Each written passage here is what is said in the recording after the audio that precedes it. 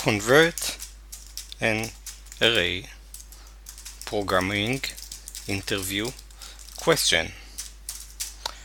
The question is this: suppose you have this array, which is A1, A2, A3, then B1, B2, B3, then C1, C2, C3.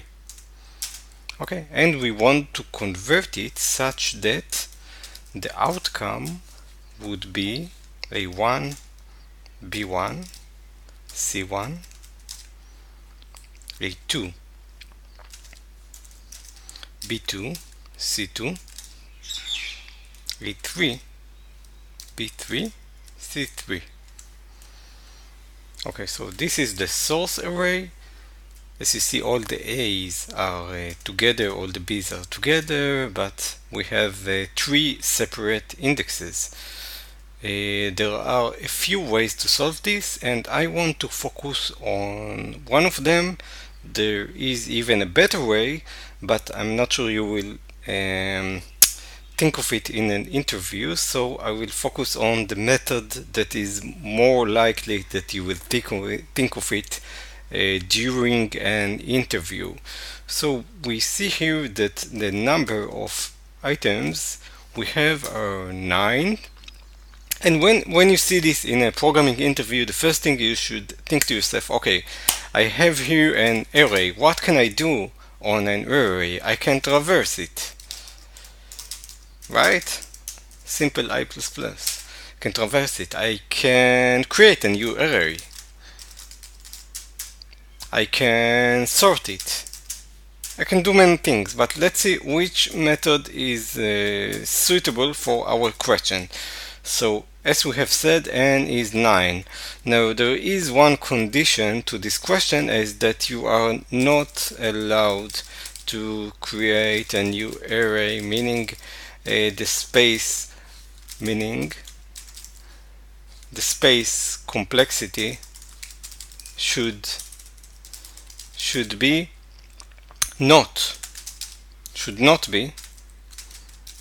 not be O of n. So it should be some constant. It should be, the space complexity should be some constant. So you are not allowed to create a new array, because if you were allowed to create a new array, then it would be simple. You have a pointer to here, a pointer to here, and a third pointer to here. Then you would simply write the 3 items where you have the pointers and move the pointer one place forward in all of them, and then in this way you would create such an array. Now, during an interview, it could be really great to point out to this, and this is how you would do it with a brute force, with a unlimited space, or space equals to the space that you have in the array, but you don't have this ability. So let's think, how can we convert this array to this array? At this point, I recommend you to pause the video and think about it, and afterward come back to it. So I take it you have come back to the video after you've paused and thought about this question. So as you see, we have 9 elements in this array, and we have 3 elements of each type. We have 3 elements of type A, 3 elements of type B, and 3 elements of type C.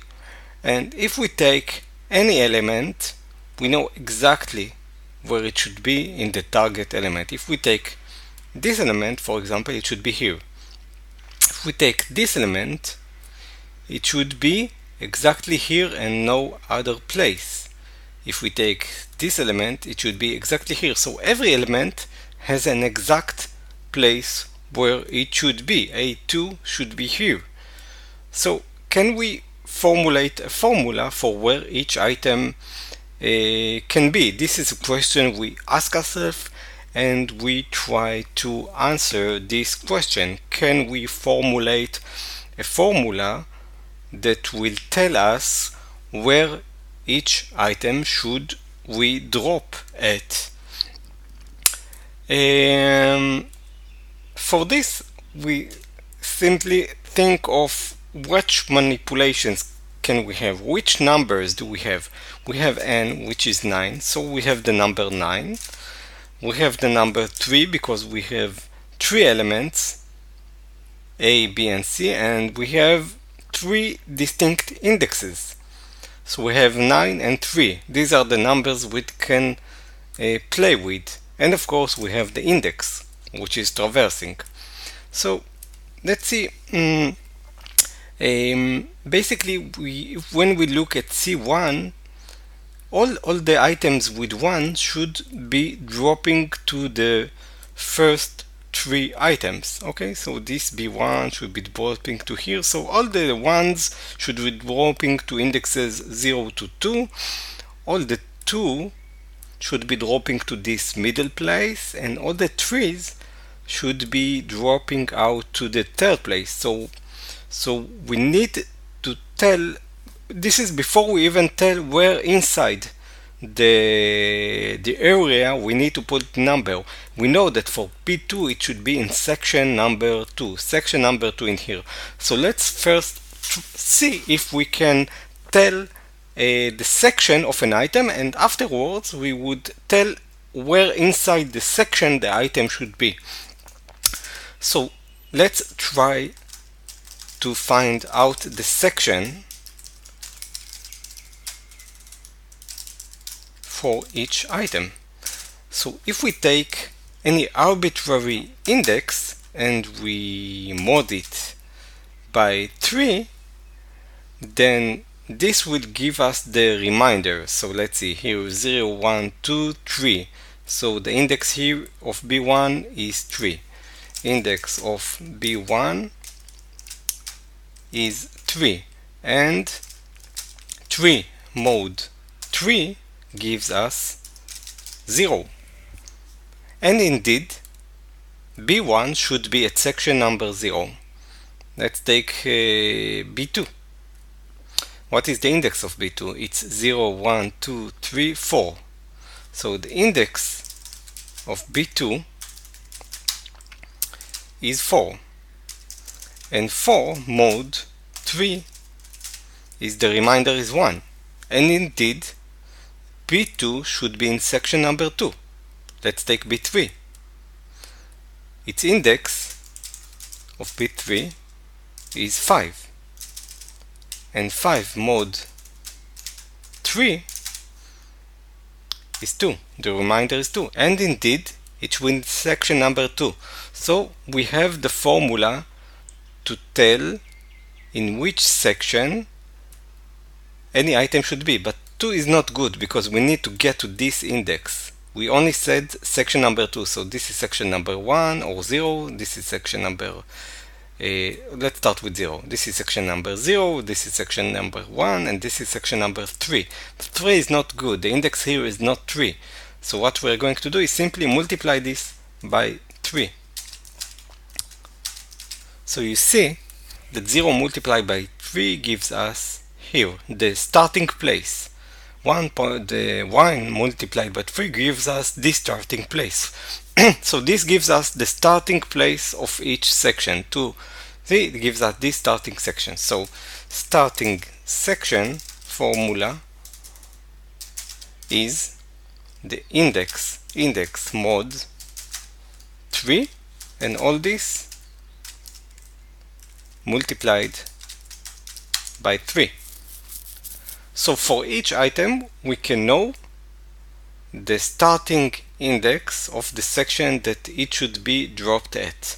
Great. Now we only need to discover what is the relative place for this item.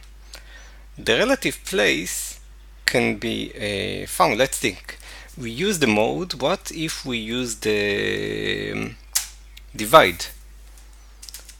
If we use the divide for each symbol, let's just try it. So for 0 divided by 3, it's 3. So here for A1 we had index 0. Index 1 divided by 3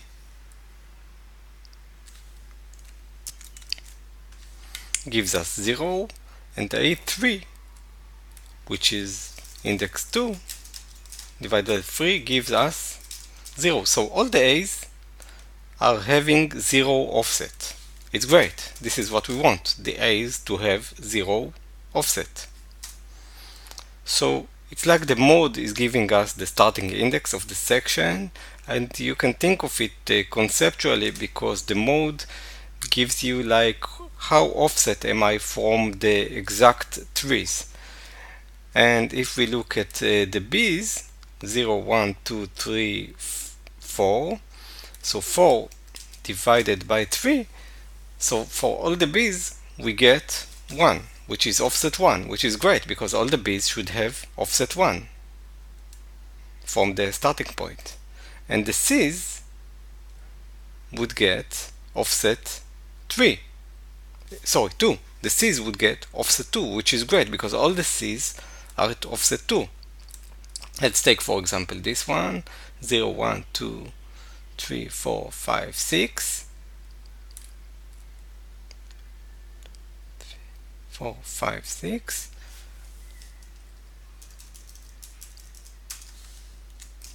And 6 divided by 2, by 3 is 2.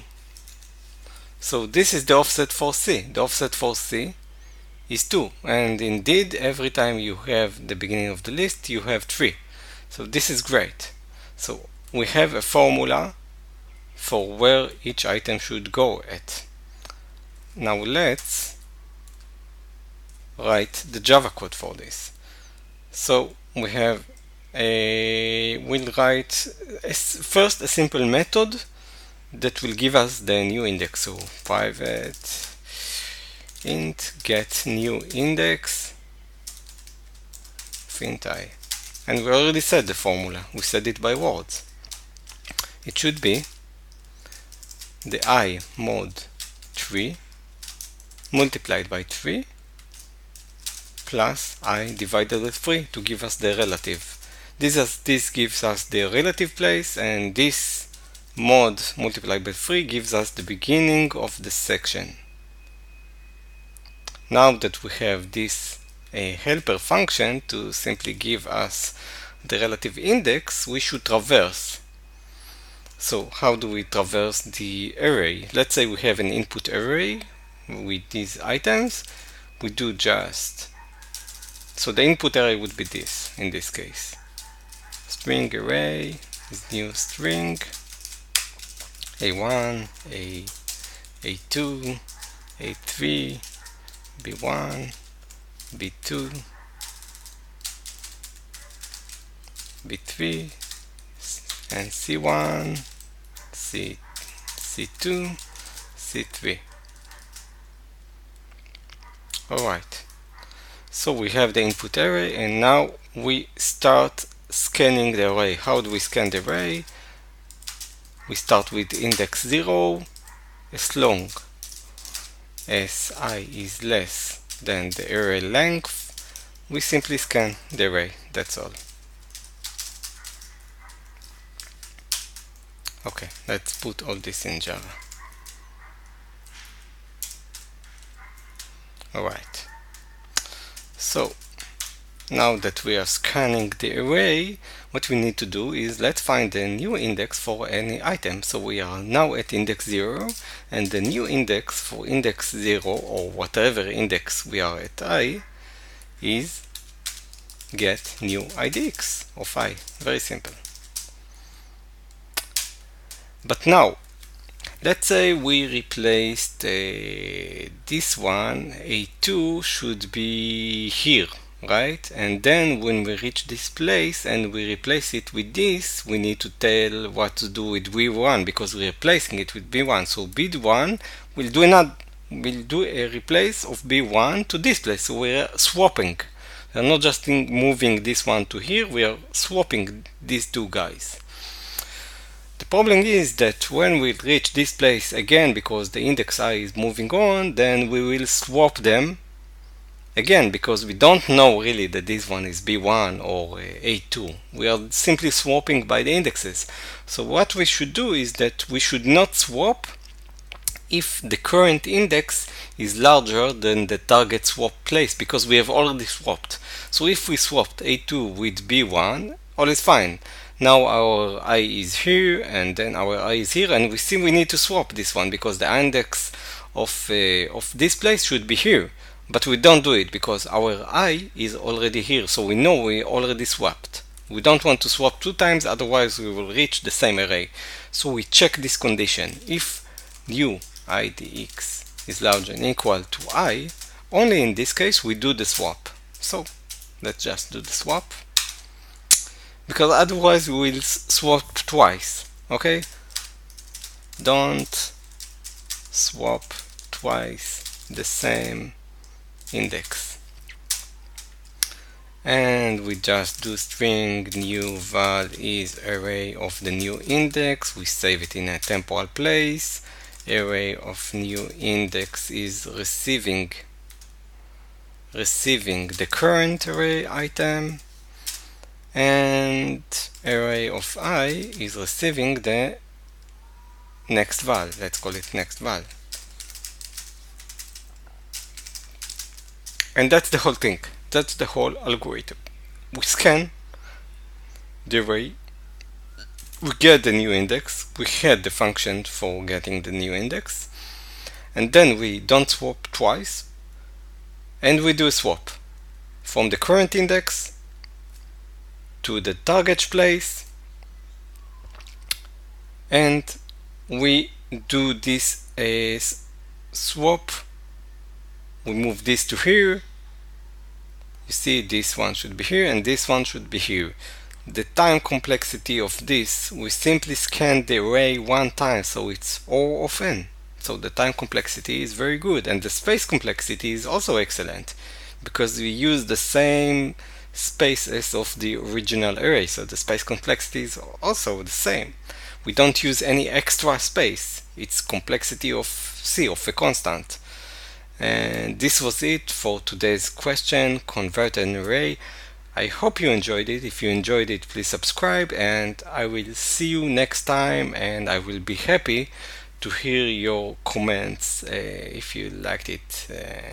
Thank you very much. If you appreciated it, please help me by clicking the like button. That's the only thing I ask for, and this will drive me to create more videos. Thank you for listening, and I will see you next time.